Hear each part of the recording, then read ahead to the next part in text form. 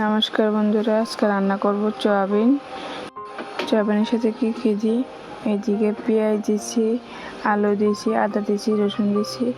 এদিকে গ্যাসে আগুন ধরিয়ে নিয়েছি, দিয়ে কড়াই বসিয়ে দিয়েছি, বসে জল দিয়ে দিয়েছি, দিয়ে যেমন সয়াবিন দিয়ে দিতেছি যাতে সিদ্ধ হয়।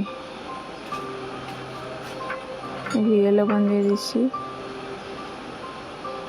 লবণ দিয়ে ঢাকনা দিয়ে দিয়েছি। এদিকে মশলা কাটা হয়ে গেছে, আলু পেঁয়াজ কেটে নিয়েছি, রসুন আদা বেটে নিয়েছি।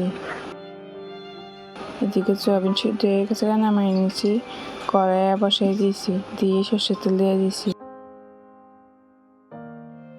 দিয়ে দিতেছি তেজপাতা, দিয়ে দেবো পেঁয়াজ,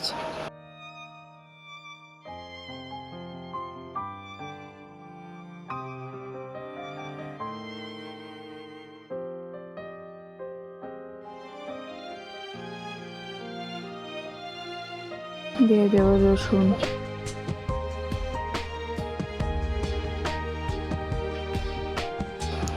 দিয়ে দিতেছি। পেঁয়াজ কষানো হয়ে গেছে, সিদ্ধ করা সয়াবিন দিয়ে দিতেছি,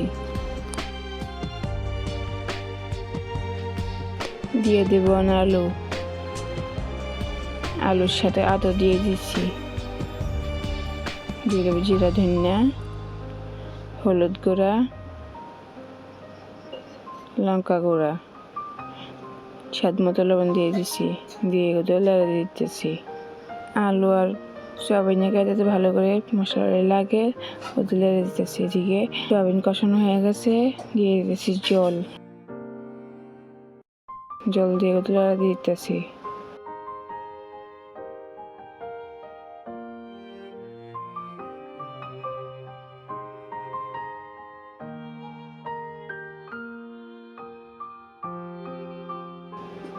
এদিকে ঝোল ফুটে উঠেছে, দিয়ে দেবো গরম মশলা, রাঁধুনি গরম মশলা,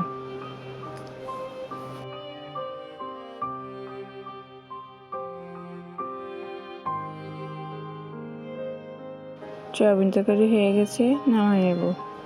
সয়াবিন তরকারি কেমন হয়েছে অবশ্যই কমেন্ট করে জানাবেন। ভালো লাগে থাকলে লাইক শেয়ার সাবস্ক্রাইব করে পাশে থাকবেন।